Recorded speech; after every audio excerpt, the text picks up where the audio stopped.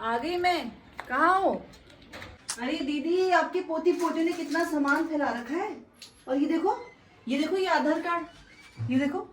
बहू आपकी बहुत लापरवाह है दीदी, मतलब बिल्कुल ध्यान नहीं देती। आधार कार्ड ऐसे छोड़ने की चीज है, बताओ। है अरे हम तो काम करने वाले, आएंगे काम करेंगे चले जाए। अब सामान तो अपना खुद ही संभालना चाहिए ना, कम से कम अपना सामान तो संभाल ही सकती है आपकी बहू।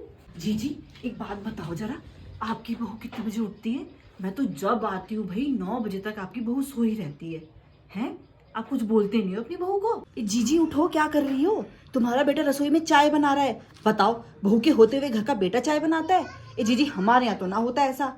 आपने अपनी बहू को बहुत सर पे चढ़ा रखा है। ए जीजी सुनो, मैं तुम्हारी बहू को कभी चूड़ी पहनते नहीं देखा, बिंदी सिंदूर कुछ नहीं लगाती। अरे बिंदी परसों लगाई थी, इतनी सी बिंदी लगा रखी थी। आप कुछ बोलते नहीं हो क्या?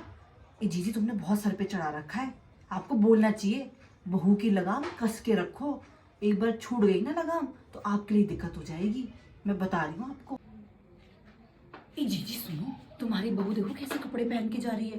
बताओ, ऐसे कपड़े पहनता है कोई? शादी के बाद तो भाई सूट या साड़ी पहननी चाहिए। इतने इतने पहन रखे हैं, क्या होता है वो क्रॉप टॉप, पूरा तो पेट दिख रहा है उसका।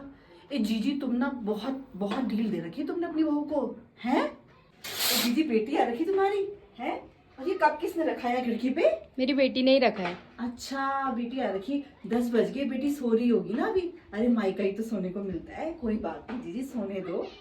ए जीजी सुनो, तुम्हारे बेटा बहू ना दिख रहे मुझे 2 दिन से, कहाँ गए? वो घूमने गए हैं। ए जीजी, तुम्हारे बेटा बहू हर हफ्ते घूमने चले जाते हैं? बहुत पैसा आ रहा क्या? ये उम्र तो पैसा बचाने की होती है। बोलो जरा अपनी बहू को, पैसा उड़ाने की थोड़ी उम्र है ये, पैसा बचाने की उम्र है भाई।